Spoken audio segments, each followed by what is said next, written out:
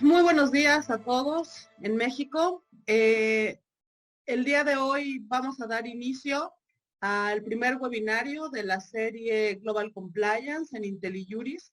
Es un webinario que tendrá lugar cada 3 semanas en esta plataforma. Y la idea de este webinario, de estos webinarios que integran esta serie, va a ser discutir temas novedosos en materia de cumplimiento legal que han estado surgiendo alrededor del mundo.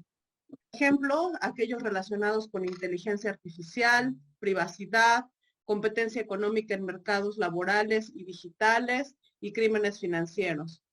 Y todo lo anterior lo vamos a hacer a través de una visión interdisciplinaria y una visión internacional, y por ello contaremos con expertos nacionales e internacionales que nos acompañarán, compartirán sus respectivas visiones, especialmente desde México, Europa y Estados Unidos. El día de hoy vamos a justamente inaugurar, como ya mencioné, esta serie con una plática relacionada con las cláusulas de no competencia laborales y su relación con la competencia económica. Como veremos en la sesión de hoy, este es un tema que ha sido poco explorado en México, pero que sin embargo ha generado mucho debate en Estados Unidos, sobre todo a raíz de las recientes acciones que ha emprendido la Federal Trade Commission en Estados Unidos. Para ello, bueno, vamos a tener dos destacadas panelistas a quienes me permito leer su reseña. En primer lugar tendremos a Rebeca Sánchez, que nos acompaña aquí en la mesa. Ella es abogada, especialista en Derecho Transaccional y Corporativo.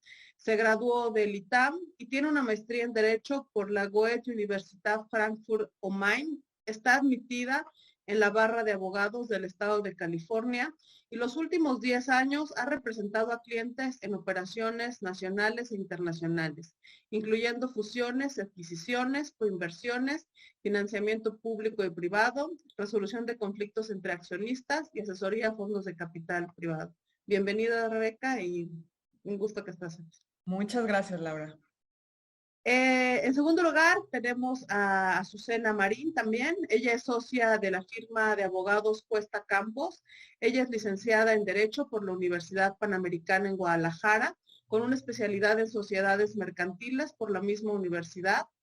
Y un posgrado en Economía aplicada al Derecho de la Competencia por King's College London, habiéndose graduado con mérito.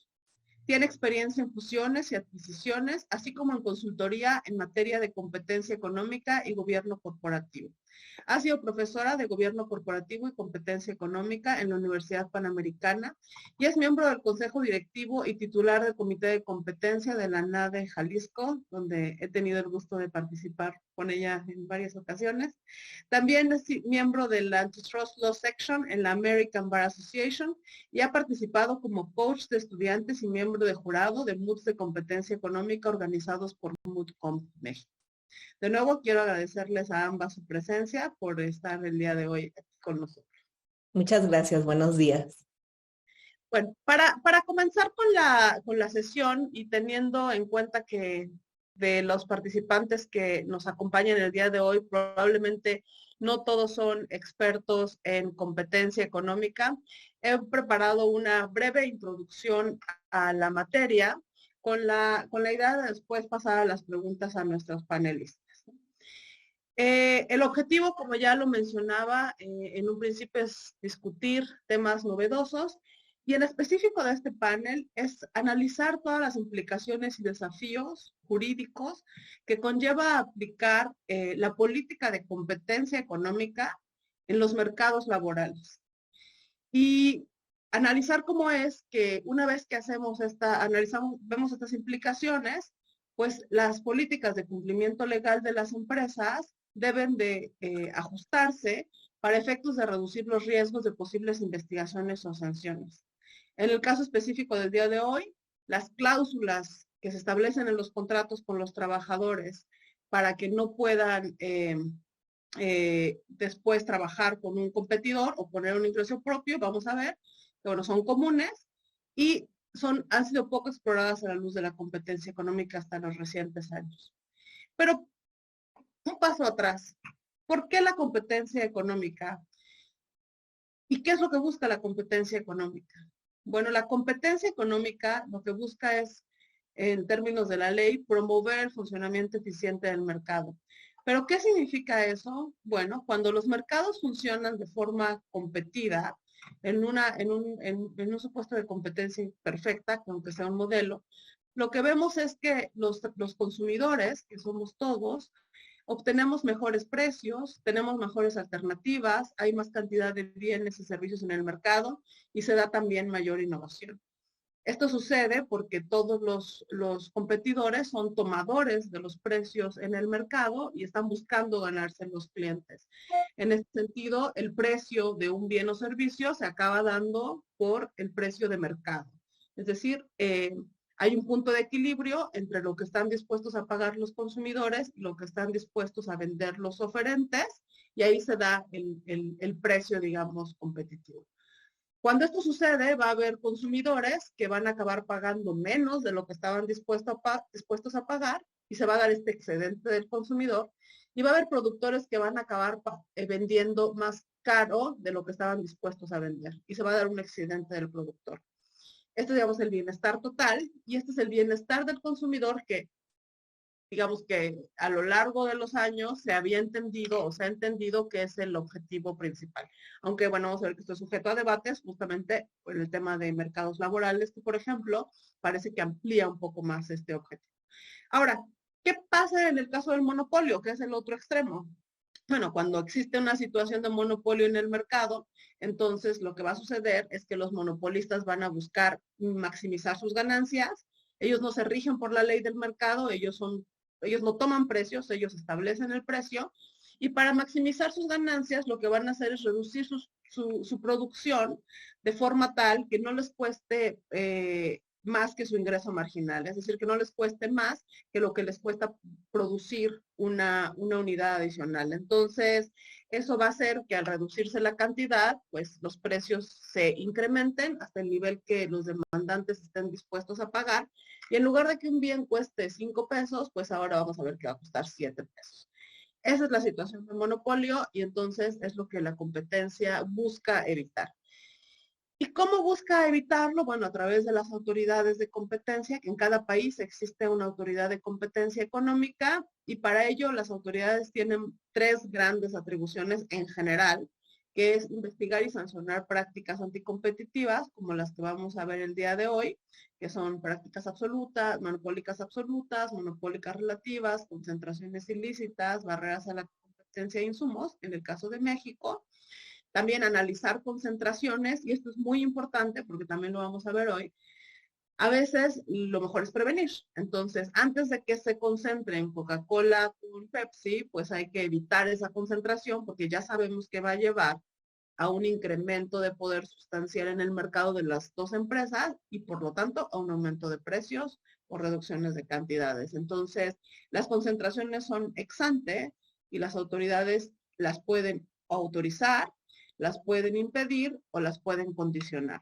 Y son sujetas a notificación cuando rebasen ciertos umbrales que establece la Ley de Competencia Económica.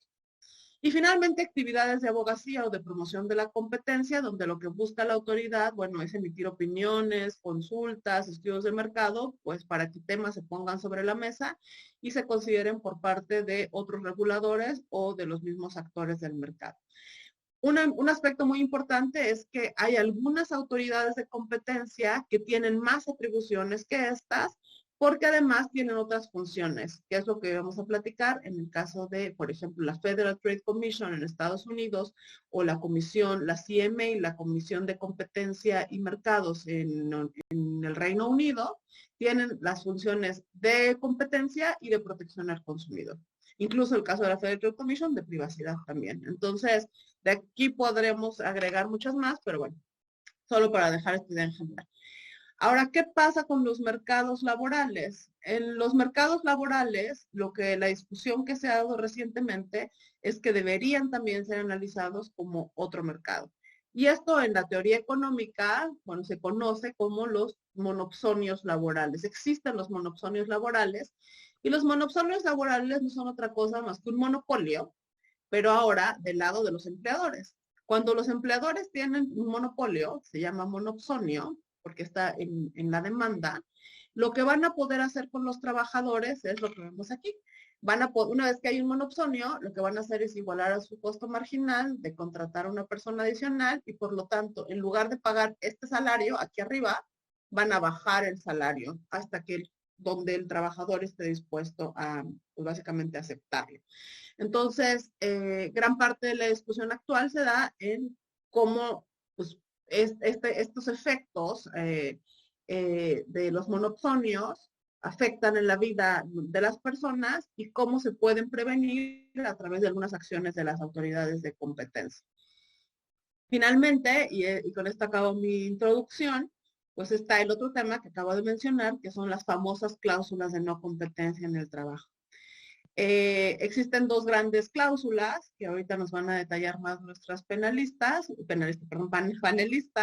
pero básicamente tienen que ver con que ya sea que los trabajadores, una vez que salen de un trabajo, renuncian, los corren, etcétera, no puedan comenzar una nueva empresa, o lo mismo al vender su empresa, no puedan comenzar una nueva empresa igual o en el mismo mercado, o las otras que tienen mucho más implicaciones en materia de derechos humanos y derecho laboral, donde se ha explorado este tema mucho más, que es que los contratos laborales establezcan que un trabajador no puede ir a trabajarse con nadie de la competencia. Esos desde el punto de vista laboral han sido pues muy cuestionados y vamos a ver qué ha pasado desde el punto de vista de la competencia.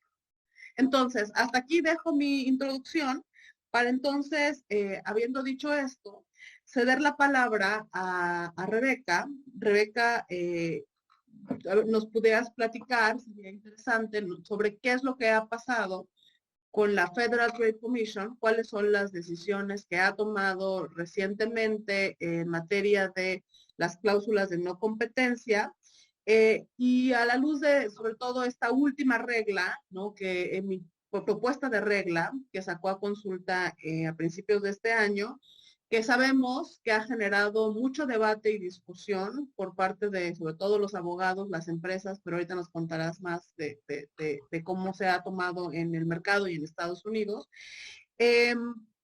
Y además de eso, bueno, de platicarnos de la regla, podernos decir de tu punto de vista como abogada corporativista, o sea, que si estas preocupaciones tienen algún sentido en la práctica, y cuál sería, bueno, el posible impacto de que si se pasara una regla así, podría tener en los negocios, las concentraciones, etcétera, donde generalmente es donde más se utilizan estas cláusulas.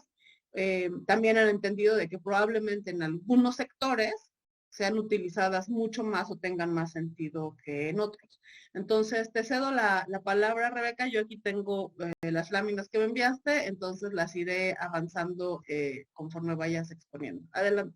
Perfecto, muchas gracias, Laura. Para tener mayor contexto sobre el debate, empecemos analizando la regla y lo que está viendo la FTC en los mercados laborales.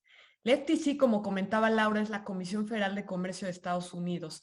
Es esta agencia nacional de protección del consumidor cuya misión fundamental es proteger a los consumidores de prácticas engañosas y desleales.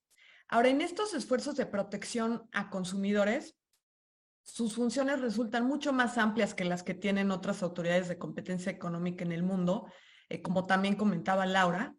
Y esta distinción de misión o de facultades no solo está en la diversidad de las materias que analiza la comisión, sino en ser titular de mayores atribuciones. Por ejemplo, la FTC está facultada para emitir regulación y con base en esas facultades que emite esta propuesta de regla. Ahora, esta regla no es final, es una propuesta, fue publicada el 5 de enero de este año. Inicialmente, la comisión dio un plazo para que el público enviara comentarios. Este plazo vencía el 20 de marzo, pero se aprobó una extensión y concluyó el 19 de abril. Por lo que entendemos, la comisión actualmente está analizando los comentarios recibidos. Ahora, ¿qué es lo que ve la FTC? ¿Cuál es la razón por la cual le interesa establecer una prohibición de este tipo de cláusulas en los mercados laborales?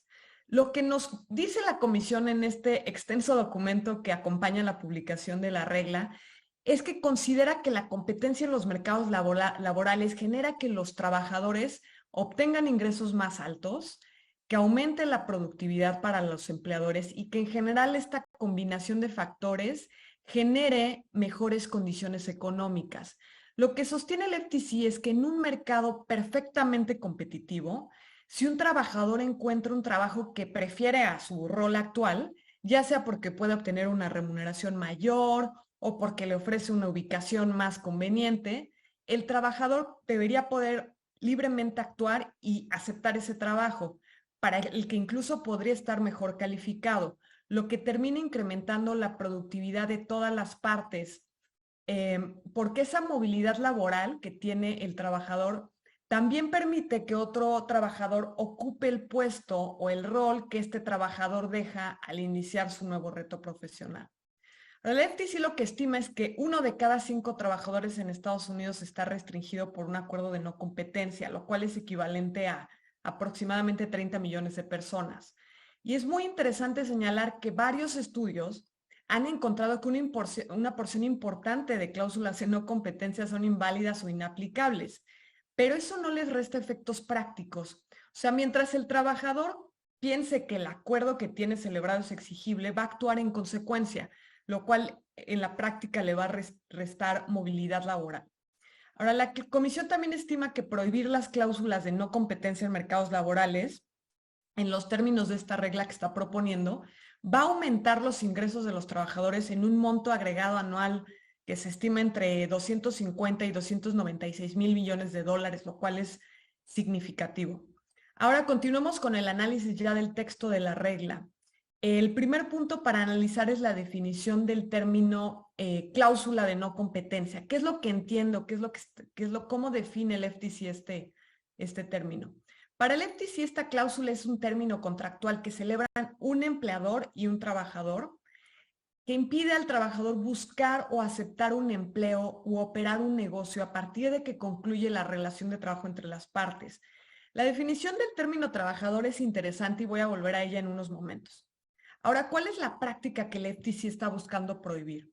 Lo que busca evitar es que el empleador celebre o intente celebrar una cláusula de no competencia, que mantenga vigente dicha cláusula o que comunique al trabajador que está obligado por una cláusula de no competencia cuando no existe una base de buena fe para dicha afirmación.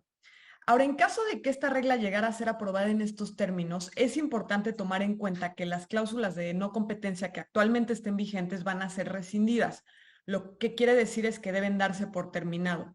Otra nota relevante es que va a haber una obligación a cargo de los empleadores de notificar a los trabajadores que esa terminación ocurrió y que por tanto ya no están sujetos a una obligación de no competencia. Ahora, la regla tiene una excepción, la cual es uno de los puntos relevantes del debate al que comentaré en un momento, pero la excepción explica que en el caso de adquisiciones o empresas o negocios, el vendedor, o sea, la persona que esté vendiendo la totalidad de su participación en una entidad comercial o la totalidad de activos en dicha entidad, y en breve también detallaré qué se va a entender por entidad comercial, siempre y cuando esta persona sea titular de al menos el 25% de la participación, no le va a aplicar la regla. Lo que quiere decir es que se puede establecer una obligación de no competir. Ahora, pasemos al detalle de los términos a los que me referí hace unos momentos, de las definiciones de trabajador y entidad comercial. El primer término, que es trabajador, se refiere a cualquier persona natural que trabaja, ya sea de forma remunerada o no, para un empleador. Como pueden observar, esta definición no limita el término a que existe una relación laboral como normalmente entendemos entre las partes. Eso quiere decir que una prohibición es aplicable, por ejemplo, a contratistas independientes, a voluntarios, pasantes. Los franquiciatarios, en el contexto de la relación franquiciatario-franquiciante, están exceptuados de la aplicación de la prohibición. La FTC explica que la razón por la que exceptúa a los franquiciatarios es porque ve la relación entre este franquiciatario y el franquiciante más como una relación entre dos negocios y no entre dos personas. Ahora, el término entidad comercial está definido como cualquier tipo de sociedad, asociación o cualquier tipo de vehículo jurídico. La última parte de la definición es interesante porque la FTC está distinguiendo también divisiones comerciales y subsidiarias, lo cual abre la puerta a que existan distintos tipos de transacciones. Ahora, para retomar la pregunta de Laura sobre el debate, es importante hablar de estas cláusulas en el contexto de las concentraciones. Y creo que es muy importante que entendamos a qué nos referimos cuando decimos concentración. Una concentración puede ser una fusión, una adquisición o cualquier tipo de acto por virtud del cual se unen sus sociedades, asociaciones o acciones, o en general entendámoslo como una transmisión o adquisición de activos. Ahora, ¿por qué ameritan un tratamiento distinto las cláusulas de no competencia en un contexto de concentración, a diferencia de a lo mejor solamente en mercados laborales? La FTC distingue tres factores. Por ejemplo, el primero es que la FTC considera que en este tipo de operaciones, donde hay un comprador y un vendedor, el poder de negociación entre las partes es más equitativo que el que existe en la relación empleador-trabajador. También otro factor es que en este tipo de operaciones se requiere proteger el valor de la inversión del adquirente y existe un pago del precio al vendedor, lo cual puede reducir las probabilidades de que este vendedor experimente dificultades económicas, lo cual podría ser distinto en la situación que enfrenta un trabajador al negociar con el empleador. Ahora, ¿cuál es el debate o qué preocupaciones genera la posible aplicación de esta regla? De la regla en general se cuestiona que, por ejemplo, que la regla sea uniforme, que no exista un trato diferenciado entre trabajadores, por ejemplo, que no se distingue entre trabajadores especializados y no especializados. El debate en torno a concentraciones gira alrededor de la forma en la que un adquirente va a proteger el valor de su inversión. El debate me parece que está justificado, pero hay ciertos matices. Creo que es importante aclarar que no están prohibidos los pactos de no competencia entre adquirentes y vendedores en general. Están prohibidos cuando el vendedor va a tener una relación de trabajo con la entidad adquirida. Esto ocurre en ciertas transacciones, particularmente cuando los trabajadores, cuando el vendedor también es un trabajador clave, pero no ocurre en todos los casos. Entonces, para mí es importante hacer esa distinción para que podamos dimensionar adecuadamente el impacto o el potencial impacto de esta regla. Ahora, sobre la excepción, me parece que establecer un porcentaje es pretender dar carácter de blanco y negro a situaciones que suelen tener tonalidades grises. Entiendo que hace mucho sentido para la autoridad porque facilita la aplicación de la regla, pero creo que es difícil pensar en un porcentaje que sea adecuado para todos los casos. La FTC, dentro de las razones o las justificaciones que da para establecer el 25%, es que le parece que es una porción lo suficientemente significativa para justificar que exista protección a la inversión del adquirente. Yo creo que es una afirmación debatible porque para un adquirente su inversión es valiosa sin importar si está adquiriendo el 15, el 20 o el 24. Ahora, el porcentaje también es cuestionable porque muchas veces la participación de una persona en el negocio o la participación en papel no es indicativa de la capacidad que tiene de competir ni qué tan involucrado está en la operación del negocio. O sea, en México es muy común que la persona que dirige, que es el corazón de la empresa, tal vez en papel ni siquiera aparece en el capital social porque es un negocio familiar. Entonces, creo que sí, más bien mi postura sería que el análisis aplicable a la excepción debería darse caso por caso. Incluso la propia FTC reconoce que el porcentaje está sujeto a revisión y solicitó comentarios al respecto. Entonces, veamos qué determina la autoridad después de revisar los comentarios recibidos. Y Laura, sobre tu último punto sobre las industrias que van a estar más afectadas o que pueden ser más sensibles, me parece que las industrias especializadas son altamente sensibles a este tipo de cláusulas. Y una de las razones principales es que la mano de obra en este tipo de industrias suele ser escasa o al menos más escasa que en industrias no especializadas. Entonces, tener cláusulas de no competencia en estas industrias puede incluso limitar la participación de un agente económico en el mercado. Por ejemplo, pensando últimamente en este fenómeno de nearshoring o la situación de ventaja que puede tener México al ser vecino de Estados Unidos y poder recibir inversiones. Si llegan industrias especializadas y no encuentran trabajadores porque los trabajadores de la industria están limitados por cláusulas de no competencia, sin duda va a ser un factor que puede actuar incluso como una limitante a la entrada del mercado y terminar desincentivando la inversión. Muchísimas gracias, Rebeca. Muy interesante tu visión desde el punto de vista del derecho de las empresas, ¿no? Efectivamente son factores que se tienen que considerar. Hoy está la discusión en Estados Unidos, ahorita vamos a platicar un poco más de qué es lo que pasa en México, pero antes de aterrizar de lleno al tema de México completamente, me gustaría que ahora pasar con Azucena y como experta en temas de compliance también y con experiencia en competencia económica, me gustaría que nos platicaras un poco de qué es, o sea, cuáles son las implicaciones desde tu perspectiva que puede tener la política de competencia en estas cláusulas de no competencia laborales y en general en los mercados laborales. Adelante. Sí, muchas gracias. Si podríamos pasar a la siguiente diapositiva. Bueno, me gustaría empezar comentando cuál ha sido pues la experiencia en México. Ya Laura en su introducción nos hizo el favor de explicar brevemente el tipo de prácticas que son sancionadas por nuestra Ley Federal de Competencia Económica. Entonces, digo, en términos generales, las prácticas monopólicas absolutas son acuerdos entre competidores a nivel horizontal que acuerden, entre otras cuestiones, fijar precios, restringir la oferta, asignar mercados o intercambio de información estratégica con el fin objeto de coludirse, ¿no? Y este tipo de prácticas pues son sancionables per se. ¿Qué quiere decir? Que la autoridad no tiene que comprobar los efectos negativos en el mercado para sancionarlas, basta que pues determine y compruebe la existencia de este acuerdo. Traduciendo, y por cierto, internacionalmente este tipo de prácticas se conocen como cárteles.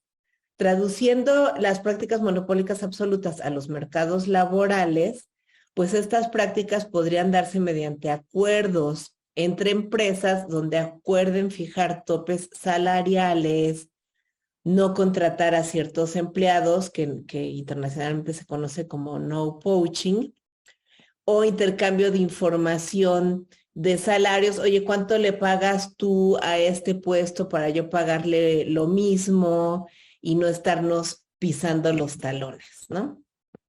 También vale la pena mencionar, porque estamos hablando de mercados laborales, que una excepción constitucional y también prevista en la Ley Federal de Competencia Económica es el derecho de los trabajadores de negociar colectivamente a través de los sindicatos.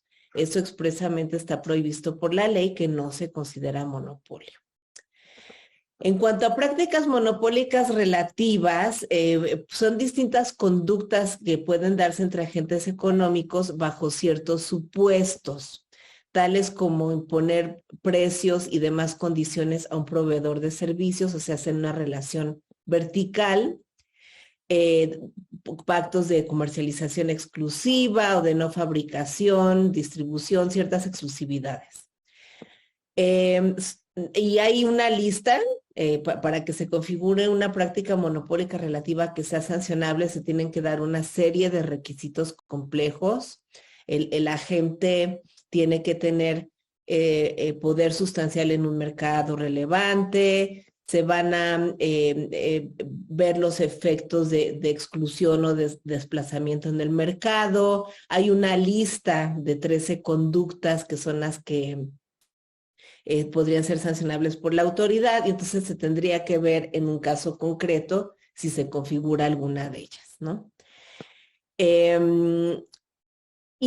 Por otro lado, pues también se regula en México las concentraciones ilícitas, ¿no? Que puedan tener por fin u objeto temas de desplazamiento o exclusión.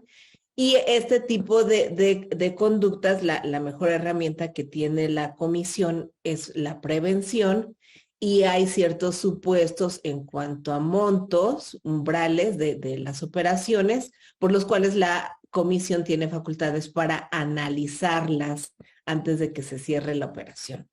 Y tanto la Comisión Federal de Competencia Económica como el Instituto Federal de Telecomunicaciones, en sus guías de concentraciones, tienen un capítulo donde dice que las cláusulas de no competencia, si hay una cláusula de no competencia en la concentración, van a ser analizables bajo ciertos parámetros de razonabilidad en cuanto a cobertura del producto, del territorio, del tiempo, de los sujetos obligados. Da una serie de presupuestos que seguramente sobre la plática volveremos a ello. Y también, existe la pregunta si podrían darse también barreras a la competencia en los mercados laborales. Sobre ese tema me gustaría que lo abordemos más adelante. Si gustas continuar a la siguiente diapositiva. Algunos casos que ha habido ya en México, bueno, un caso que es referente porque fue el primero que se dio en México, de no poaching, y a nivel internacional en el mercado del fútbol soccer, fue la sanción a varios equipos de la Liga MX y a la Federación y a algunas personas físicas, porque acordaron un tope salarial en las jugadoras de la Liga Femenil, y también pactos de no solicitación en temas de transferencia de jugadores futbolistas. Y sobre ese tema seguramente vamos a volver más adelante. Ahorita no quiero entrar a muchos detalles.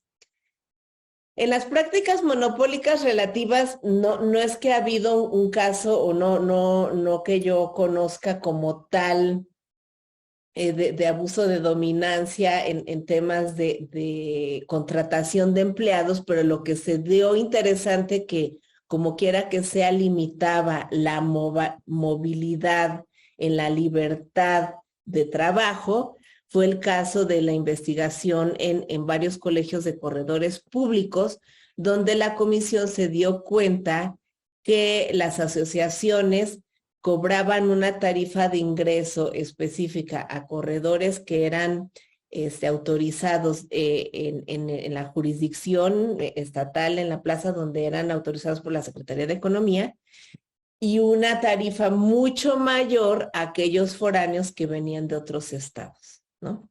Entonces, esa investigación me parece que se cerró porque hubo compromisos.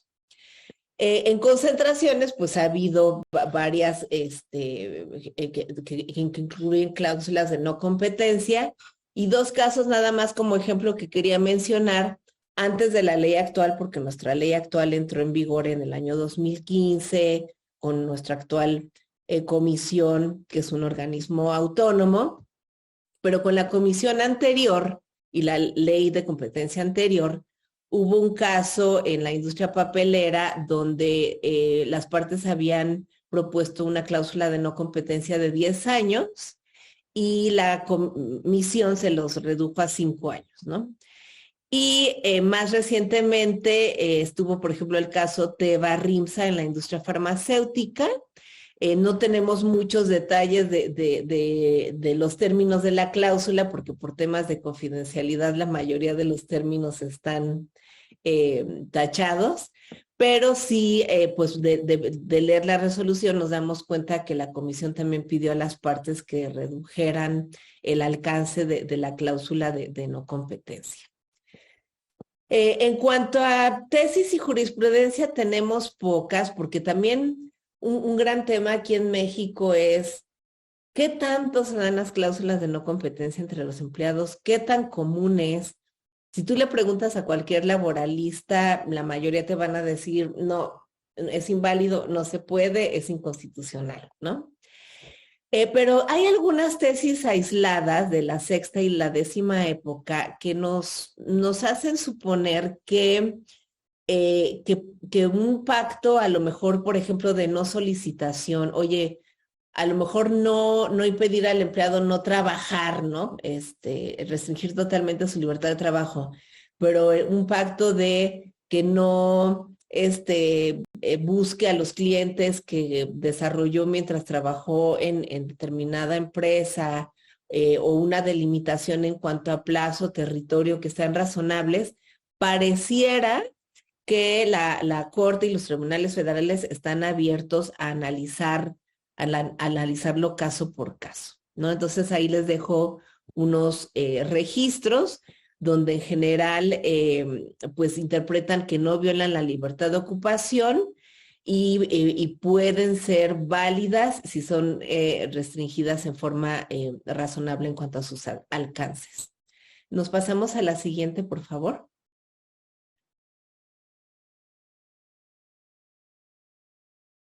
Una cosa, Susana, alguien pregunta por ahí si podemos explicar otra vez las cláusulas de no poaching. Creo que esta sí es importante, un poco para que se pueda entender después todo lo que viene. No sé si nada más pudiera repetir antes de pasar a la siguiente lámina en qué consisten los no poach agreements. Sí, claro. No poaching se conoce principalmente por acuerdos entre competidores de no contratar a los empleados del otro, ¿no? Y ya han sido sancionados como práctica monopólica absoluta en México. Fue el caso en el caso del fútbol soccer, de ese mercado, pero ahorita también vamos a comentar algunos casos de no poaching en Estados Unidos. Como nota al pie de página, y puse ahí un cangrejo porque pareciera que nos estamos yendo hacia atrás en lugar de hacia adelante en la evolución sobre el tema, pues algunos habrán escuchado de la ley federal de la austeridad republicana que prohibía a los funcionarios públicos de mando jerárquico superior para trabajar en la iniciativa privada por 10 años. Como parte de una acción de inconstitucionalidad, en el año pasado, la Suprema Corte declaró inconstitucional este artículo, ¿no? Pero definitivamente sí dio mucho lugar para criticarlo, porque realmente pues 10 años es excesivo y pues los funcionarios públicos, pues cuando dejan de ser funcionarios públicos pueden tener pocas opciones, salvo por la iniciativa privada, pues para continuar siendo activos laboralmente, ¿no? Y obviamente tendrán obligaciones de confidencialidad y otras cuestiones para evitar conflictos de intereses. La siguiente, por favor, Laura. Y ya entrando precisamente a Estados Unidos, lo que quería mencionar así muy rápido es la legislación en materia de competencia económica. Tal vez algunos ya habrán escuchado de la Sherman Act y que luego vino la Clayton Act, la FTC, la Hart-Scott-Rodino, que es la que regula el tema de concentraciones. Pero realmente la regulación en materia de competencia económica es muy compleja porque además de estas grandes leyes y que la Sherman Act ha sido como el ejemplo o un primer ejemplo a nivel internacional, pues hay muchas otras leyes que regulan aspectos en temas de competencia económica, en exportación, en servicios de salud, en acuerdos de colaboración entre aerolíneas, en temas también de colaboración con respecto a los periódicos. Entonces hay mucho material al respecto y también los criterios de cómo aplicar la Sherman Act y otras leyes de competencia económica han evolucionado mucho con los precedentes judiciales. ¿Cuáles son los casos más relevantes que podemos mencionar en mercados laborables? Podríamos decir más o menos que antes del 2010 hubo algunos casos que hablaban de que este tipo de acuerdos de no competencia, por ejemplo, una no competencia de un adquirente en una negociación, o no competencia entre empleado y empleador, pues quedaban sujetos a la regla de la razón. Cada caso puede ser distinto, ¿no?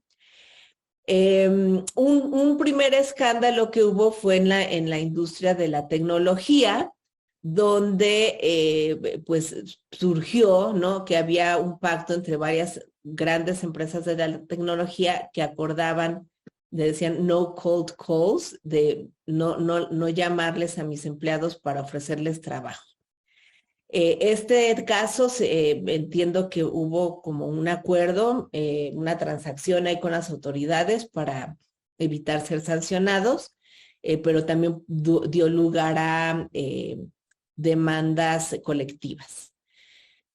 Con todos estos primeros escándalos que hubo, la FTC y la Federal Trade Commission y el Department of Justice lanzaron en 2016 una guía de cumplimiento antimonopolio para profesionistas de recursos humanos, precisamente para evitar incurrir en pactos de no poaching o intercambio de información sensible. En el 2020 hubo también un escándalo con las cadenas de fast food, un montón de nombres muy conocidos de franquicias donde acordaban no robarse a los empleados de otras. Y en el 2022 se dio la primera sanción penal contra una empresa VDA que se dedica a contratar staff de enfermeras para hospitales. En el 2022 hubo una fusión de ARCO con Express Stop y la Federal Trade Commission está impugnando la cláusula de no competencia por considerarla completamente excesiva en cuanto a su plazo y sus alcances territoriales. También ha habido varios casos bien interesantes en las cortes de Delaware. En temas de pactos de no competencia por adquisición de empresas, donde se acuerda con el vendedor, persona física, un non-compete. Antes se tenía la confianza de que, bueno, hazla excesiva, hazla por 5 años, hazla por 10 años. Al fin, si se impugna en Delaware, pues lo más probable es que reduzca el plazo. Pero la tendencia que ahorita está viendo en las cortes es, si fuiste súper excesivo, ni te la voy a ajustar. Te la voy a tener por tachada, nulidad total. Incluso uno de los últimos casos que llama mucho la atención es el de Intertech contra Eastman, donde la cláusula decía que no podía competir en ninguna parte del mundo. O sea, el Eastman se tenía que ir a Marte, pues. Y está la propuesta, pues, con todo esto, ¿no?, que ha surgido y que se está haciendo como una bola de nieve, sale la propuesta del FTC, que ya Rebeca y Laura ya les platicaron mucho, no voy a meter mucho en esto. Pero lo que es muy interesante es, con esta consulta pública hubo más de 20 y tantos mil comentarios, súper debatido el tema, a favor y en contra, muchos que se rasgan las vestiduras y dicen debe de prohibirse totalmente, no hay nada que justifique los non-competes. Y otros que dicen, oye, por ejemplo, la ABA dice, oye, en empleados que ganan poco, ¿no?, de cierto nivel, es totalmente anticompetitivo y dañino, pero en empleados altos ejecutivos de ciertos puestos estratégicos o donde se invierte en mucha capacitación, sí puede haber cuestiones de negocios razonables que justifiquen una limitación en tiempos y plazos razonables. Y también les quería platicar, para los que seamos abogados, este caso a mí se me hizo muy interesante, acaba de suceder en Florida, donde una corte sancionó a un abogado que tenía un pacto con esta firma, un pacto de no solicitation, que quiere decir, no era de no competencia totalmente, sino que acordaba que si salía del despacho, no iba a buscar a los clientes del despacho. Este abogado ya tenía historia, de hecho en otras firmas, muy listillo, entraba a trabajar al despacho, encontraba cuáles eran los clientes más interesantes en pago de honorarios. Como es una firma que se dedica a cobrar o a obtener, ganar pues resoluciones por temas de daños, pues normalmente los honorarios gruesos vienen ya que se resuelve el juicio. Pues entonces este abogado se sale del despacho, busca a los 50 mejores clientes, obviamente ofreciéndoles cobrar menos honorarios, y pues obviamente causó un daño tremendo económico a la firma, lo demandan y la corte le dio la razón a la firma y sancionó con 2.30 millones de dólares de indemnización al abogado. Si quieres pasamos a la siguiente, Laura. En esto no me voy a detener mucho porque también Rebeca les va a platicar un poco de cómo se regula en los distintos estados, sobre todo en California, que es el más famoso porque es el que más prohíbe el pacto de non-compete entre patrón y empleador. Pero sí, nada más como que quería aquí mostrarles que actualmente en Estados Unidos cada estado tiene un acercamiento distinto con respecto a los pactos de no competencia entre patrón y empleado. Unos lo prohíben casi totalmente, salvo en razones de venta de negocios. Otros lo prohíben en función de cuál es el nivel salarial de los empleados. Y otros ponen rangos más determinables dependiendo de cada caso. Si quieres nos pasamos a la siguiente, Laura. ¿Qué ha pasado en otros países? Pues ya ha habido también acciones en otros países de sanciones contra cárteles salariales o de no poaching para no contratar trabajadores. En la Liga Portuguesa de Fútbol, Portugal yo creo que siguió el ejemplo de México y hubo una sanción en el año 2021. Y en otros países, Francia, España, Países Bajos, ha habido también sanciones por acuerdos para no contratar, no robarse a los empleados del competidor. Nos pasamos a la siguiente, Laura. Y ha habido muchas iniciativas. Propuestas de guías de mejores prácticas de Portugal, que ahorita les vamos a presentar otra diapositiva al respecto. Consultas públicas en el Reino Unido, se inició una consulta pública en el 2020, pero todavía no se concluye el resultado, ¿no?, de esa consulta. Ha habido varias investigaciones en varios países. En la Unión Europea ya también mostró interés y dijeron que pues van a evaluar el lanzar una regulación a nivel Unión Europea al respecto. En otros países de Asia, por ejemplo en Japón, se hizo un estudio sobre prácticas indebidas en los mercados laborales, y en Hong Kong lanzó una guía de cumplimiento incluso hasta para sindicatos. Nos pasamos a la siguiente, Laura. Y la guía, digo, aquí dejamos aquí como un ejemplo de la guía de mejores prácticas de Portugal. La verdad es que esta guía está muy padre porque es muy sencilla para que la entienda cualquiera, no necesitas ser abogado, y te dice ejemplos. A ver, ¿qué conductas pueden ser anticompetitivas en los mercados laborales? Los de no poaching, o sea, el no robar empleados del competidor, acuerdos de caballeros, acuerdos para limitar salarios, acuerdos de no agresión, también está ese término que ya les platiqué de no cold call agreement. Y dice, bueno, es que ¿qué efectos puede tener en los mercados laborales este tipo de pactos? Pueden generar ineficiencias, puede ser incluso utilizado como un medio un instrumento para estar monitoreando el comportamiento de mis competidores. Puede incluso reducir la calidad y la variedad en el servicio.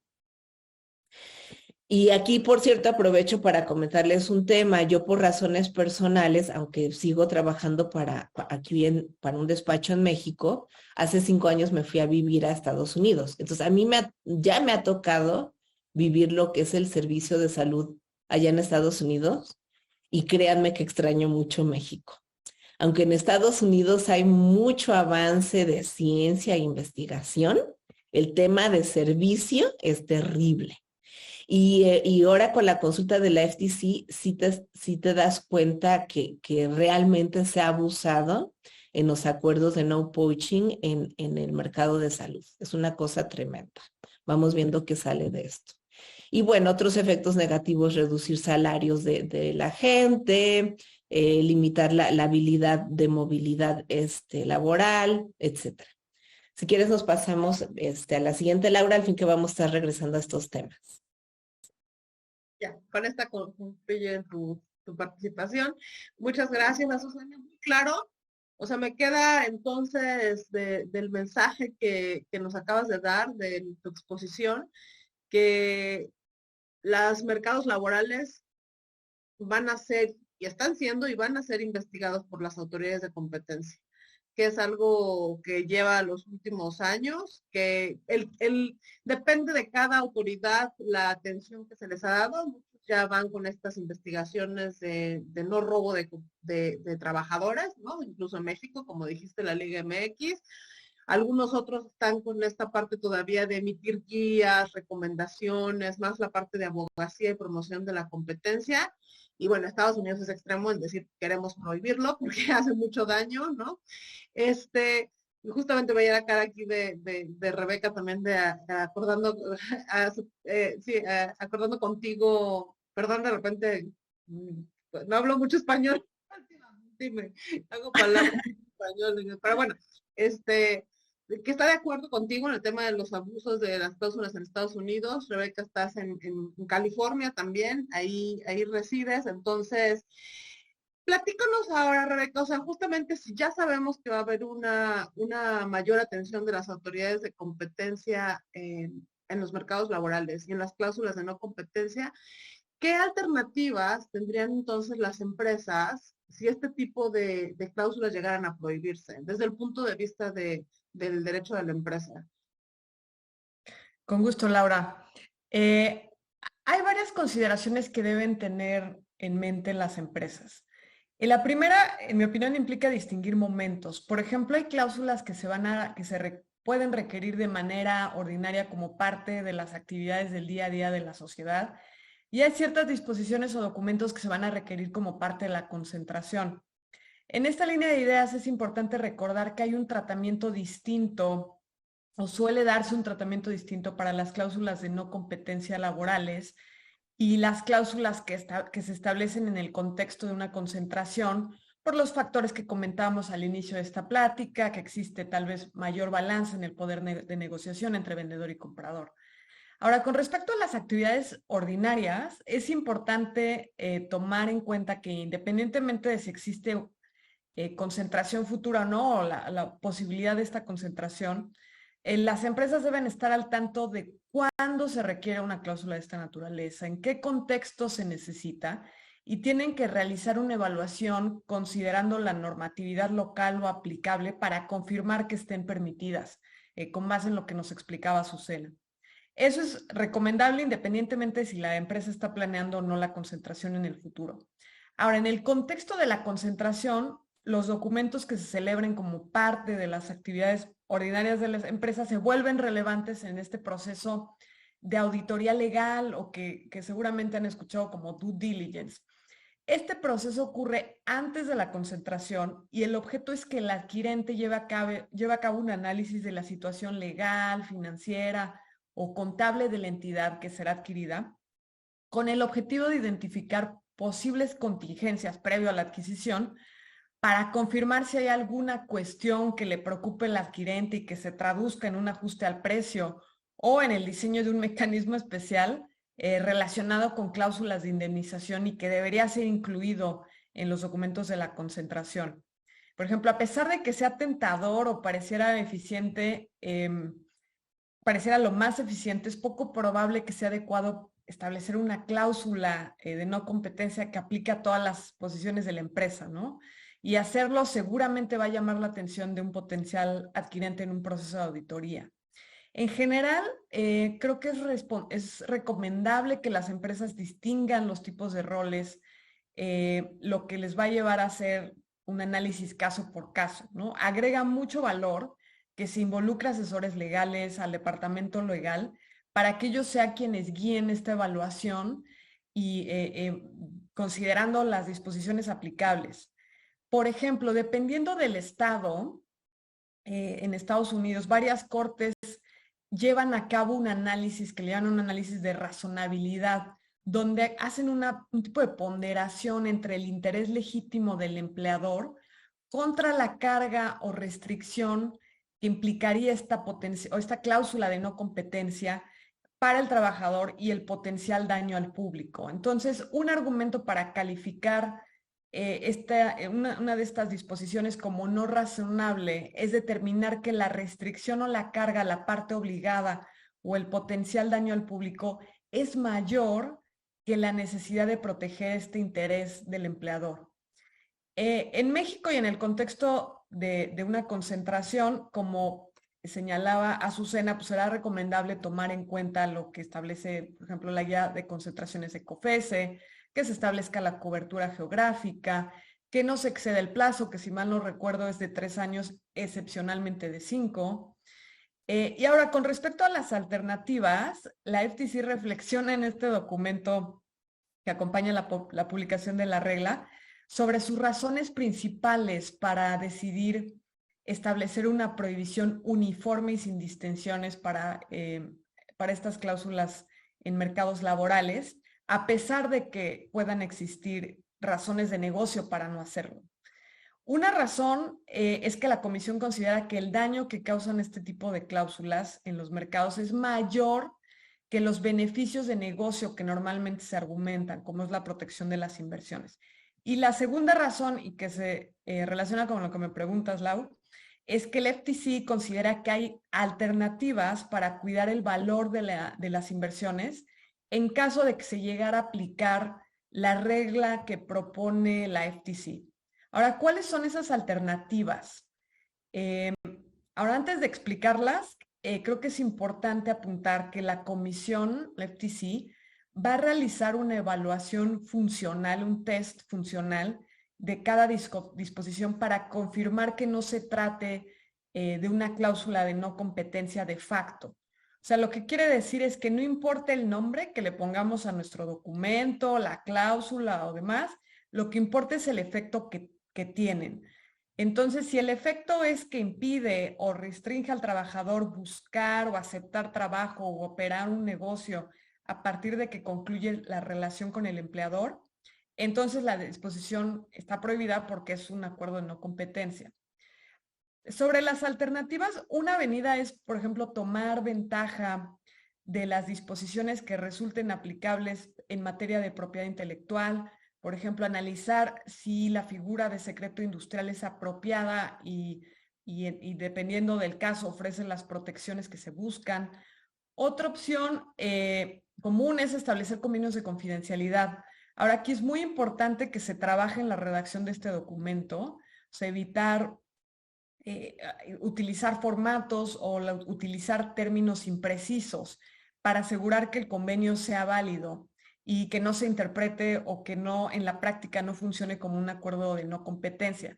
En su análisis, la FTC, por ejemplo, señala un ejemplo de qué no hacer y cuando se refiere a convenios de confidencialidad, refiere a un caso donde la definición del término información confidencial era tan amplia que el efecto era que la persona que estaba obligada por este convenio pues, terminaba no pudiendo realizar ninguna actividad relacionada con su profesión y no era posible encontrar un trabajo en la industria sin que terminara violando los términos pactados, ¿no? Entonces, eso es algo que se tiene que tener en cuenta cuando se trabaja este tipo de documentos. Otra alternativa que también, que incluso lo menciona el FTC, es que se establezcan convenios donde tal vez puedan pactarse penas monetarias a cargo del trabajador en caso de que deje el empleo o el trabajo antes de determinado plazo. El plazo que acuerden las partes como razonable para que el empleador recupere su inversión o la inversión en la que incurrió para capacitar o entrenar a este trabajador. Otra opción es usar estos Customer Non-Solicitation Agreements, que son este tipo de acuerdos donde, como ya mencionábamos en el transcurso de la plática, el empleador prohíbe al trabajador contactar a los clientes de la empresa. Pero este es otro tipo de documentos que se deben diseñar con mucho cuidado para evitar una redacción que puede interpretarse como restrictiva y que en la práctica nuevamente nos lleve al terreno de un acuerdo de no competencia. Finalmente existen otro tipo de mecanismos que se pueden establecer para alinear intereses de las partes, sobre todo en el contexto de concentraciones. O sea, recordemos un poco que en este tipo de transacciones lo que está en la mente del adquirente es saber cómo protejo el valor de mi inversión. O sea, recordemos también que el adquirente fija las partes fijan un precio basado en valuaciones que consideran diversos factores que no incluyen que un trabajador clave te compita después de la adquisición.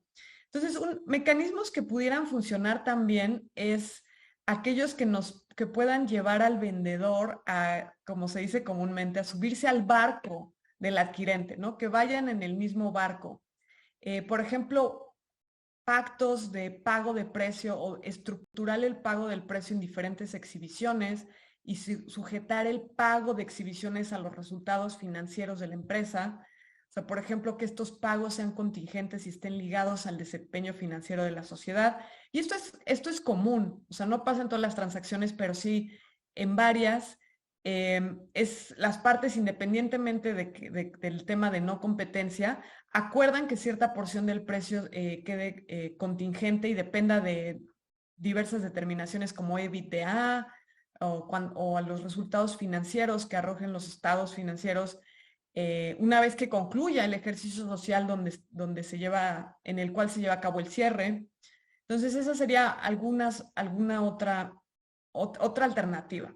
Ahora, estas alternativas que menciono no son mutuamente excluyentes, se puede analizar, establecer varias de ellas, con el objetivo de alcanzar un nivel de protección apropiado para el empleador o el adquirente en caso de que la regla FTC sea aprobada en los términos que fue propuesta, y en el entendido también aclarando que esta regla no va a tener efectos extraterritoriales.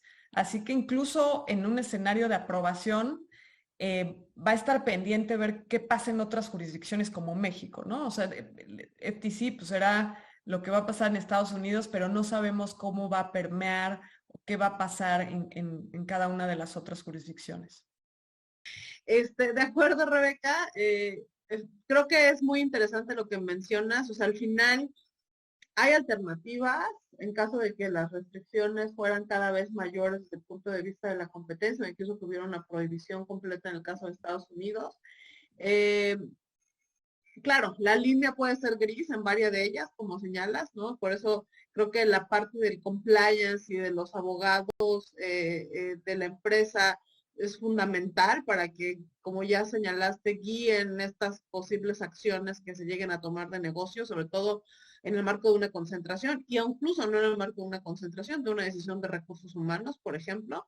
Entonces, bueno, pero creo que es interesante porque al final, lo voy a poner así, pero no se acaba el mundo. O sea, siempre puede haber alternativas. Quizás no sean tan eficientes o tan efectivas, pero bueno, es algo que se va a tener que explorar porque aparentemente lo que hemos discutido ahorita, lo que no podemos negar es que hay un problema en general y que ese problema, ¿cómo se resuelve ese problema? Bueno, es lo que hoy se está discutiendo en Estados Unidos y en el resto del mundo. Pero ahora pasamos al caso de México, Azucena. ¿Qué es lo que está pasando en México? ¿Qué ha pasado con las cláusulas de no competencia y de no competencia en mercados laborales? ¿Hay algo que se vislumbre que vaya a cambiar? Sí, mira, de hecho de entrada a mí lo que me gustaría decir es, fíjate que hay algo bien interesante, que es una nota al pie de página en la guía de concentraciones de la COFECE, porque cuando habla de los acuerdos de no solicitación, parecería que dice que le pone más atención o le llama más la atención cuando es un acuerdo de no solicitación de clientes que de empleados. Yo creo que ahora con la tendencia internacional sí va a haber más atención en esa parte. Ay, te regresas a la... Como que se movió. Ah, ya. Pero bueno, ahorita como datos estadísticos, la verdad es que en temas de transparencia la COFECE publica reportes muy útiles. Y aquí podemos tener los datos estadísticos de cuántas concentraciones se han presentado año con año y de esas cuántas incluyen cláusulas de no competencia. Aquí la primera conclusión, para los que no tienen a lo mejor mucha experiencia en esto, es no todas las concentraciones necesitan tener cláusula de no competencia. En promedio, en algunos años fueron 35%, en otras 27%. Más o menos una tercera parte de las concentraciones han tenido este tipo de cláusulas y ya hemos comentado que ha habido algunos casos en donde la comisión ha pedido que ajusten, ¿no? Que ajusten los alcances de la cláusula con base en los parámetros que se prevén en la guía. Entonces, bueno, por un lado yo sí anticiparía que para futuro con esas tendencias internacionales la comisión vaya a poner más atención. También hay algo bien interesante sobre alternativas de estas cláusulas y esto no lo diría tanto en concentraciones sino en la vida práctica, porque alguien por ahí preguntaba que si es válido, por ejemplo, entonces que cualquier patrón tenga un pacto de no competencia con un empleado. En mi experiencia, yo veo que es más común, yo lo he visto con altos ejecutivos, ¿no? Que por X o por Y terminan la relación y tienen información muy estratégica de la compañía. Pues sí me ha tocado ver que se pactan pactos de no competencia, pero se les paga para incentivar el cumplimiento. Y además, yo creo que sería muy padre que después se haga otro foro de seguimiento sobre este tema, porque también hay mucho que platicar desde el punto de vista laboral y desde el punto de vista fiscal.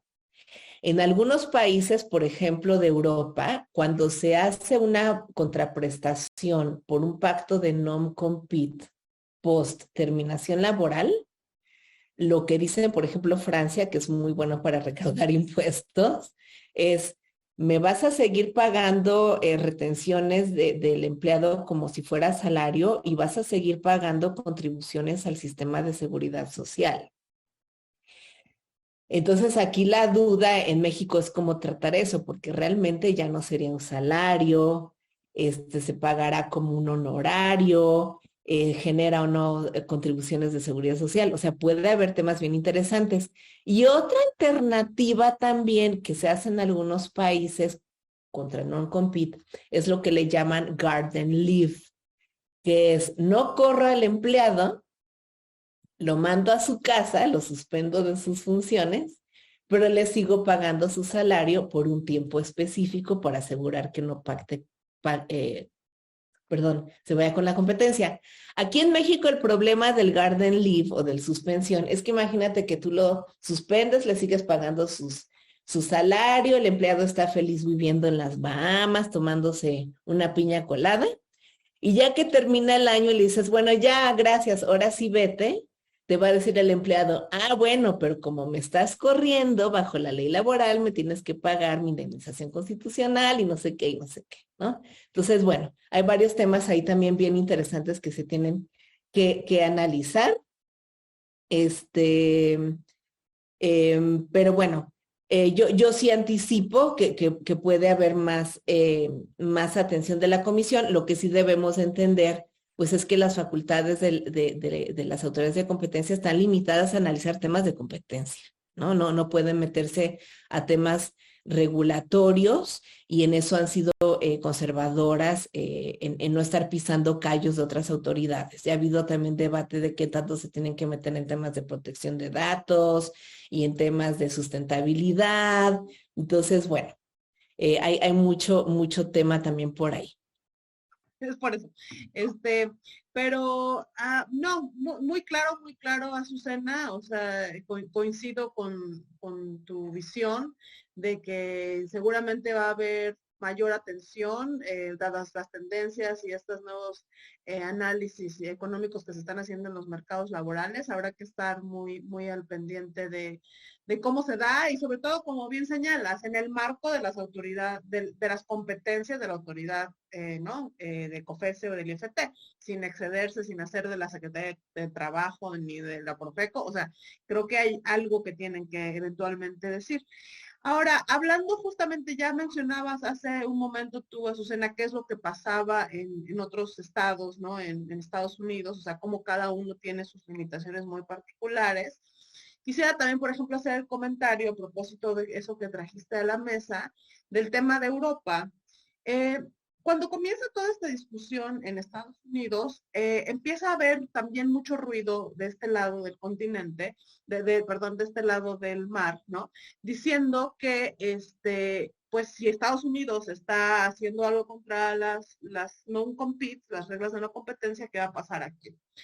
Y es muy interesante porque la verdad es que cuando esto se le comenta a las autoridades de competencia, yo veo que las autoridades hacen una cara como de, no ni me quiero meter, ¿no? Porque es todo un tema. Salvo, como ya dijiste, la autoridad de Portugal, que ha sido mucho más proactiva y ha hecho estudios y está abriendo casos y demás. Pero, y quizá Inglaterra un poco. Pero el resto de la Unión Europea siento que todavía no es un tema que se quieran meter. Incluso llama la atención que la comisionada de la Comisión Europea, cuando le preguntan, oye, ¿va a pasar algo en un foro? ¿Va a pasar algo aquí también con las cláusulas de no competencia? Ella dice que aquí en Europa no es tanto un problema. Pero eso es relativamente falso o no es tan cierto, porque sí hay un tema con las cláusulas de no competencia, porque además, como sucede en el caso de Estados Unidos, aquí cada país tiene sus propias reglas. Y entonces vemos países, ¿no? Aquí estoy poniendo, por ejemplo, el caso de Italia, donde el 16% de los trabajadores están sujetos a cláusulas de no competencia, y esto es un escrito muy reciente, un estudio muy reciente. Y vemos que desde el punto de vista laboral, Italia es más o menos protector porque sí establece ciertos parámetros.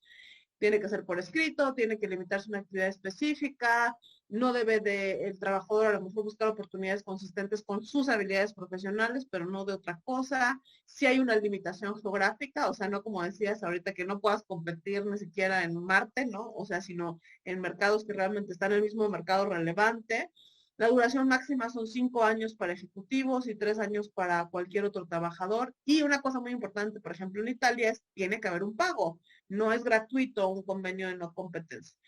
Pero vemos otros estados que son mucho más flexibles, como el caso de Países Bajos, donde básicamente casi el 20% están con cláusulas de no competencia y donde todo es caso por caso, donde básicamente la restricción solamente no hay una duración máxima, no es necesario que haya una compensación, ¿no? Y esto es interesante porque estamos hablando de países donde hay un mercado único laboral. Entonces, donde se pelean entre ellos para atraer el talento y para atraer la inversión. Entonces, es por eso que pareciera que después de lo que está pasando en Europa, perdón, en Estados Unidos, sí creo que en Europa en algún punto, no sé si en un año, 2 años o 5, pero este debate seguramente en los mercados laborales va a surgir con fuerza. Y aquí nada más quiero resaltar antes de seguir con la discusión y pasarle la palabra de nuevo a Rebeca, lo que pasa aquí en Luxemburgo. En Luxemburgo es un país muy particular porque básicamente es un hub financiero y lo que busca es atraer mucho talento de otros países. La mitad de la población son extranjeros y entonces pues tienen que venir y trabajar. Y una cosa que sucede aquí es que se pelean demasiado entre las empresas por los trabajadores.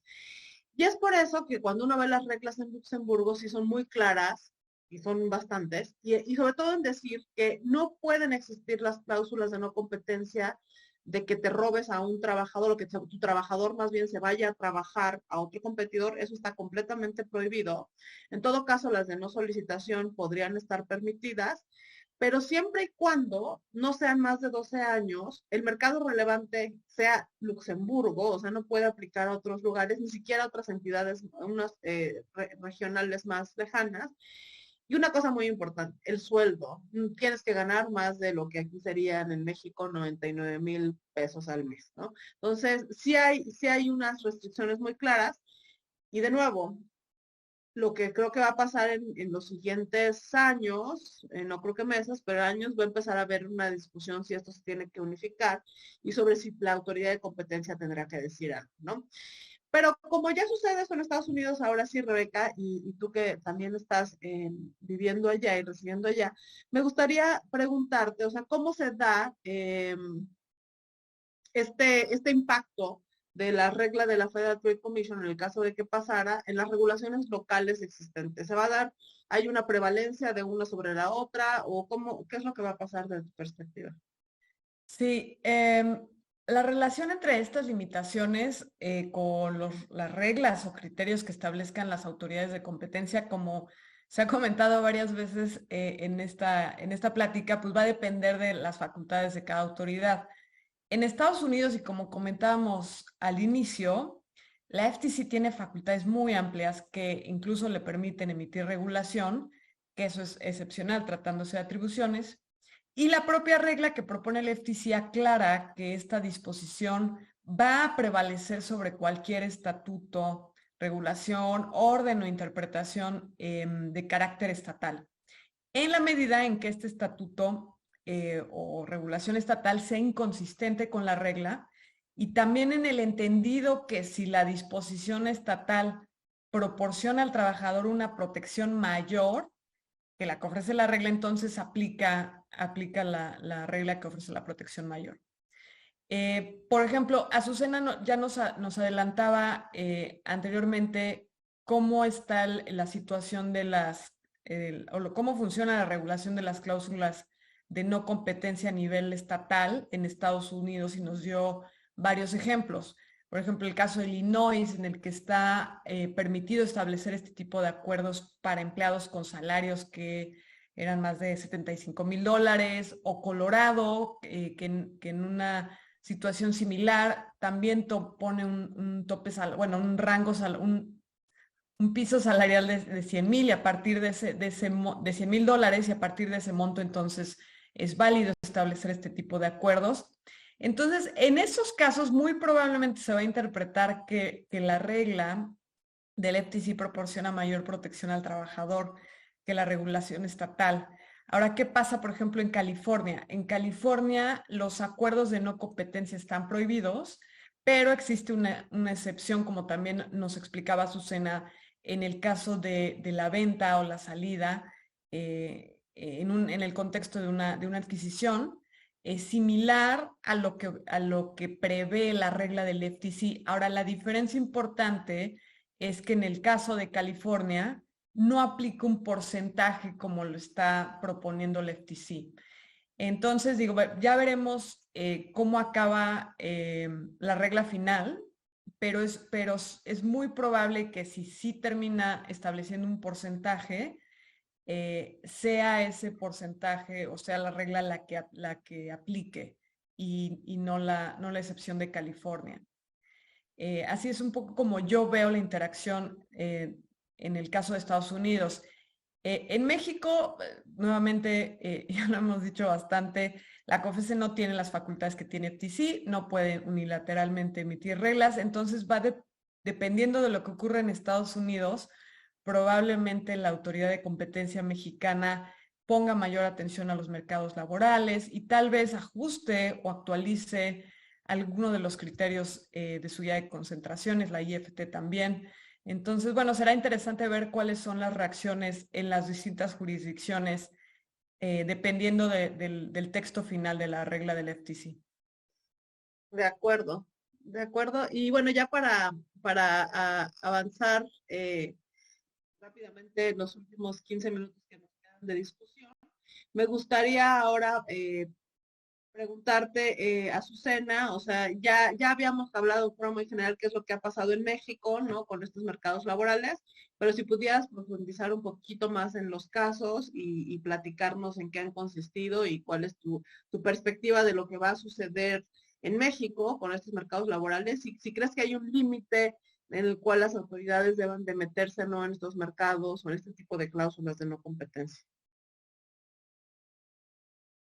Sí, muchas gracias. Digo, lo que es un hecho es con el ejemplo y el precedente que se generó por la primer sanción en un acuerdo de no poaching en el mercado laboral del fútbol soccer, pues fue una sanción importante para varios clubes de golf, perdón, de fútbol. También otro tema, no sé si lo comentamos, la limitación salarial era con respecto a jugadoras, mujeres, entonces pues también ahí el tema de seguir limitando el tema con la brecha de género. y pues el tema también de la transferencia de los jugadores, ¿no? Se dio en esos dos sentidos, en non-solicitation y en price fixing o fijación de salarios. Yo sí creo que en temas de prácticas monopólicas absolutas nos vamos a topar con más asuntos similares y que se siga pues como formando el criterio. Lo interesante en este caso es que pues los equipos de fútbol quisieron incluso argumentar algunas eficiencias, por ejemplo, en las prácticas monopólicas relativas.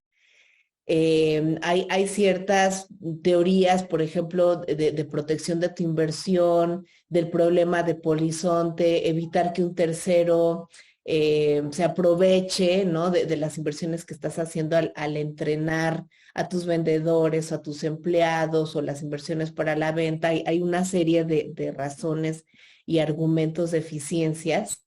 Y ellos trataron de argumentar esto como también en la teoría económica se conoce como ancillary restraints, restricciones accesorias, ¿no? Que en México, desafortunadamente, como está la ley, pues no está muy claro el tema para las prácticas monopólicas absolutas, pero específicamente en este tipo de conductas, la comisión dijo no, no me diste argumentos suficientes que justifiquen este tipo de pactos. Sí es un gran reto para ciertos mercados, por ejemplo, en las ligas deportivas, sí necesitan colaborar y coordinarse en varias cosas, por ejemplo, en derechos televisivos, en acuerdos de patrocinio, hay una serie de cosas que, bueno, pues más bien se esperaría que se resuelva con alguna guía de acuerdos de colaboración, que ya hubo un intento de un borrador hace algunos años, pero el Pleno no lo aprobó. Nos pasamos a la siguiente, Laura. También yo lo que quisiera decir es los mercados laborales en México son distintos a Estados Unidos. O sea, sí es sorprendente esas estadísticas que han salido en otros países que se estima que en un 18%, algo así, hay acuerdos de no poaching en los mercados laborales. Yo sinceramente no creo que ese sea el caso en México. De entrada, por esa limitante que tenemos constitucional y que se ha interpretado mucho que sería totalmente inválida, pero yo creo que en temas de altos ejecutivos, en ciertas industrias específicas como de tecnología o que requieren mucha inversión o que manejan mucha información de investigación y desarrollo, puedan darse con cierto nivel de ejecutivos, ¿no? Entonces yo creo que sería caso por caso. Ahorita con la realidad de la economía mexicana, la Comisión pues, tiene otras prioridades en ciertos mercados de alimentos y bebidas, transporte y logística, energética, salud, construcción, compras públicas, mercados digitales. Entonces, bueno, puede ser que al hacer investigaciones en esos mercados o estudios de esos mercados, pues ponga atención si hay algún foco rojo en ese sentido.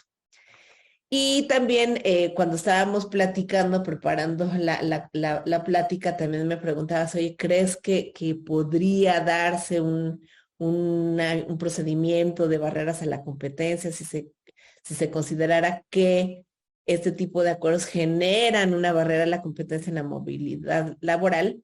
Yo creo que específicamente en este caso todavía no lo veo como cercano. Sí es un procedimiento interesante, ha dado lugar a críticas, ya ha habido asuntos de barreras, varios se han cerrado, otros han resultado con recomendaciones a autoridades, como en el caso del transporte en Sinaloa, y acaba recientemente de haber uno en el mercado de la turbocina. Entonces, eso es también el tema de las teorías de que es una barrera a la competencia, es todo un tema. El concepto legal pues es muy amplio pueden ser estructurales, pueden ser regulatorias, puede ser por temas de condiciones de mercado o conductas de las partes. Entonces, yo creo que este tema de procedimientos de barreras, pues sí seguiremos encontrando casos de este tipo a futuro, pero en el mercado laboral todavía lo veo remoto.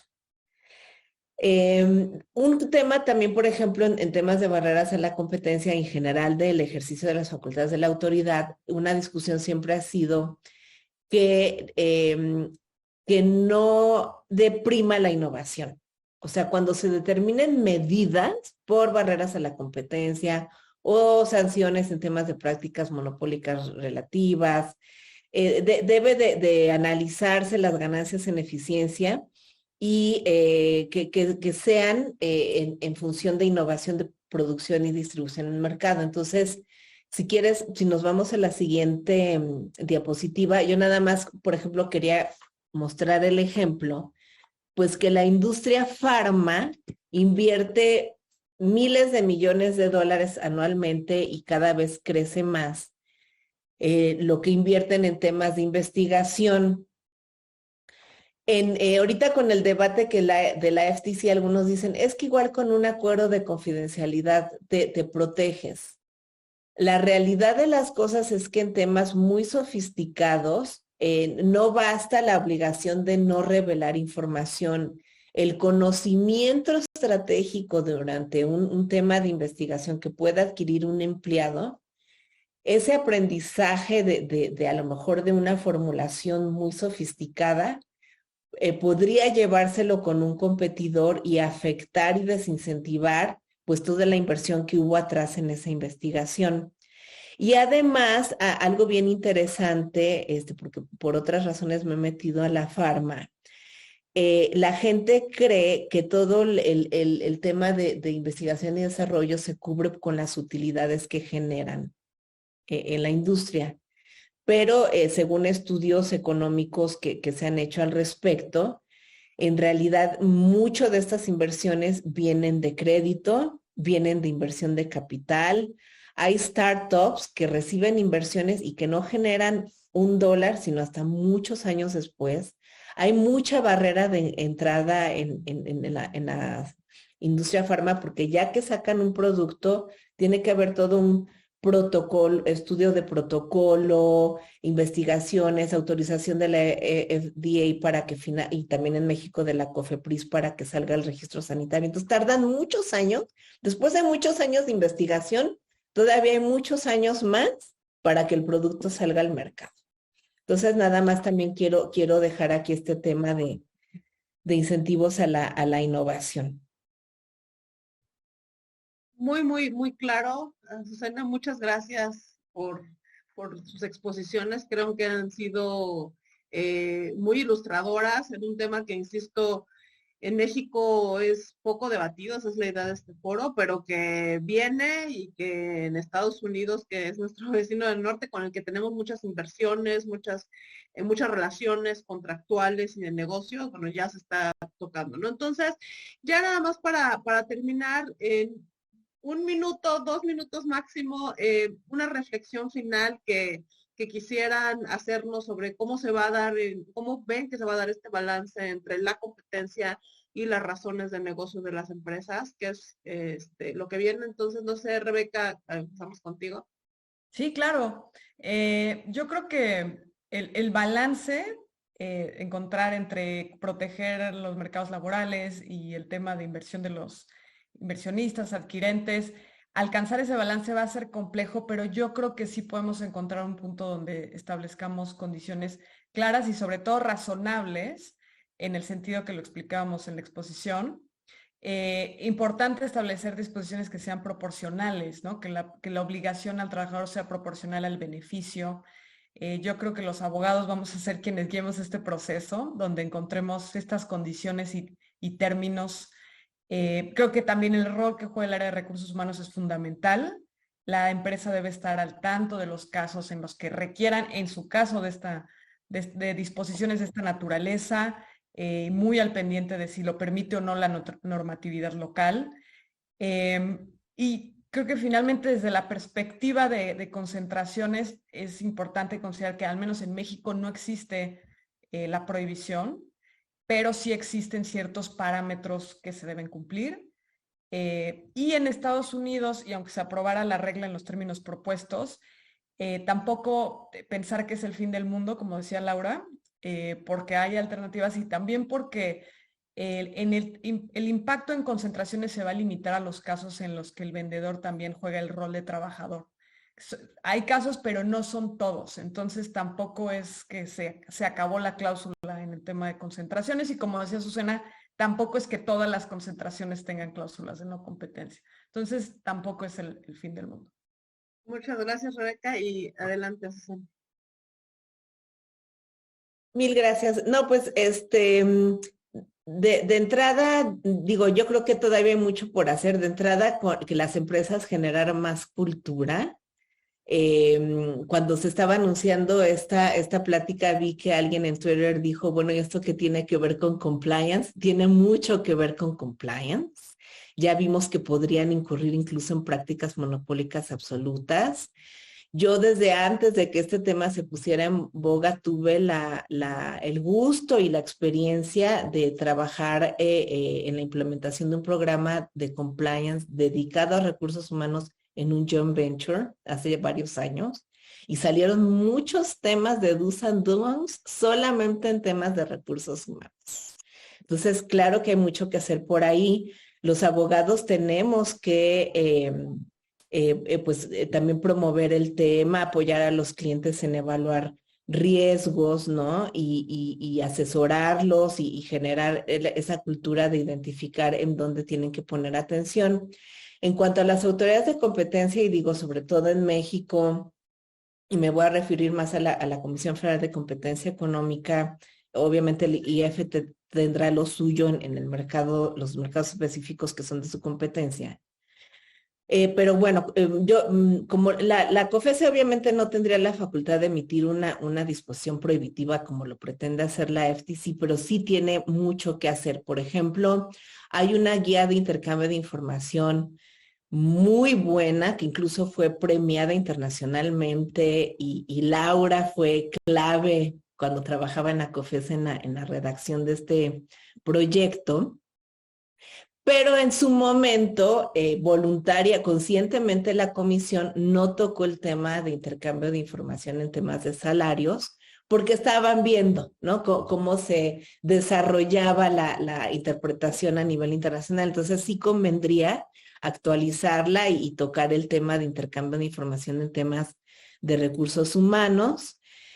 También, por ejemplo, la COFESE ha emitido recomendaciones sobre la implementación de programas de compliance.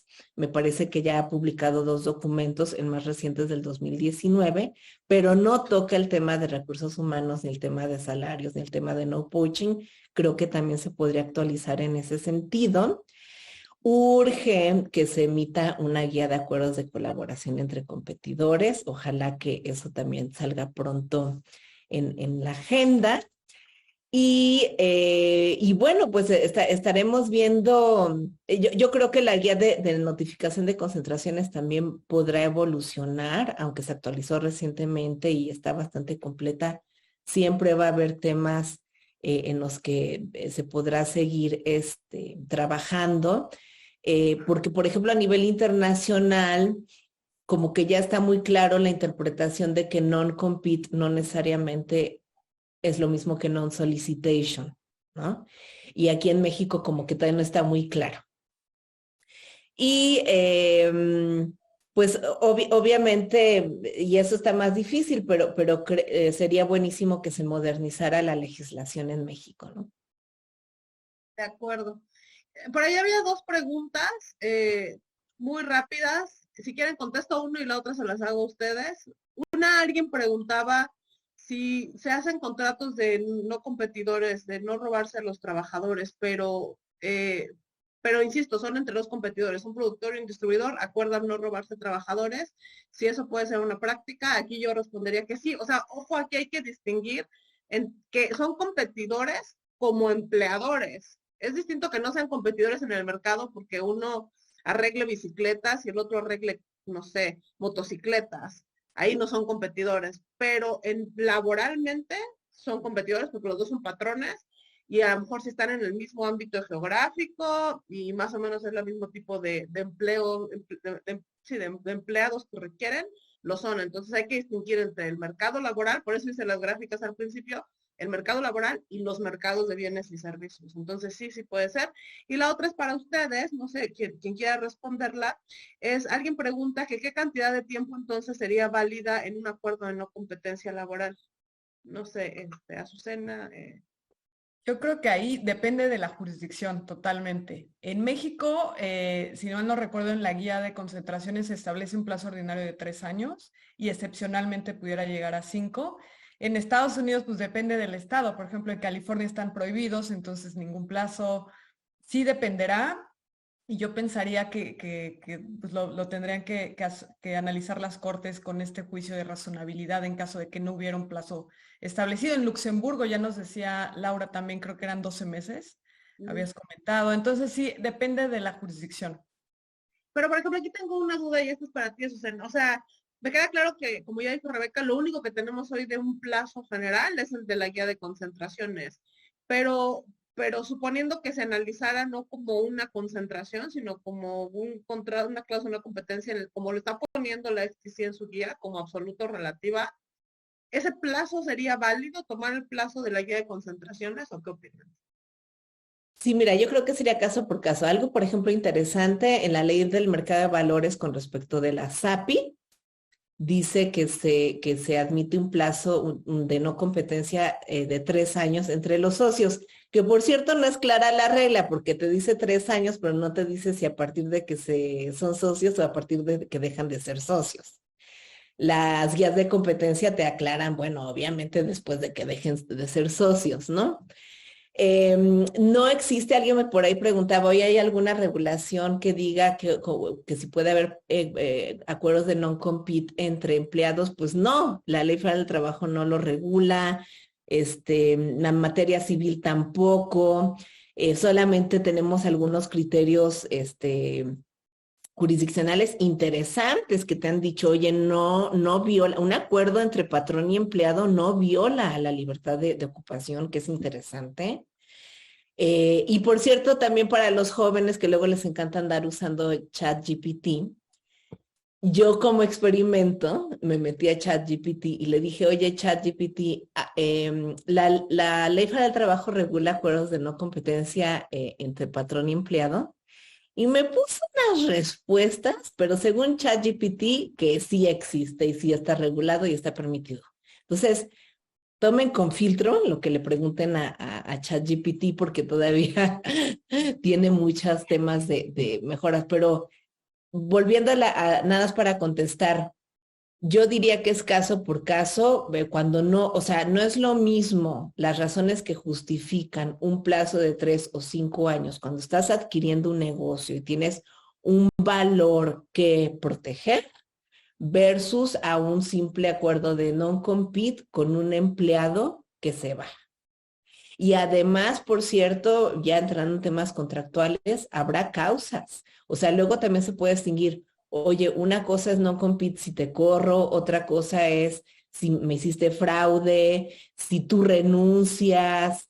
Entonces puede haber también distintas circunstancias que pueden generar matices, ¿no?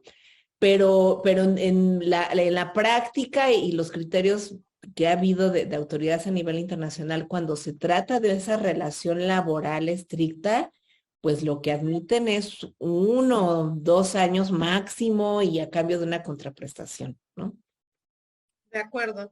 Y bueno, ya nada más para cerrar, coincido, o sea, hace rato que decías lo de compliance, pues claramente este es un tema de compliance porque creo que lo importante y la razón de este foro es advertir que va a haber temas que las empresas, los abogados de las empresas, el área de recursos humanos, el área directiva tienen que tomar en consideración respecto de sus cláusulas de no competencia.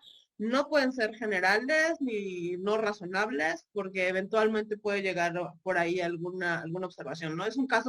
Son casos que se tienen que analizar caso por caso y al menos basta como ahorita advertirlo como un posible riesgo y analizarlo a reserva de cómo se vaya desarrollando este tema, pues claro, en México, en Estados Unidos y demás, ¿no? Pero hoy ya pareciera que puede abrirse un riesgo a la empresa por tener cláusulas muy ambiguas y sin distinguir, como ya señalan, sueldos, salarios, tipos de empleo. Bueno, pues con esto terminamos. Muchísimas gracias a las tres por su participación. La verdad es que ha sido un gusto tenerlas aquí. Son temas, insisto, que no se habían discutido o se habían discutido muy poco todavía en nuestro país. Vamos a ver si podemos hacerles llegar la presentación. Lo voy a ver con los organizadores del webinario para que las personas registradas tengan la PPT y también hacerles llegar un artículo que escribimos en su momento Rebeca y yo sobre estos temas que publicamos también para que lo puedan tener. Gracias a todos de nuevo y bueno, disfruten su viernes. Hasta luego. Muchas gracias. Gracias por la invitación, fue un honor. Gracias.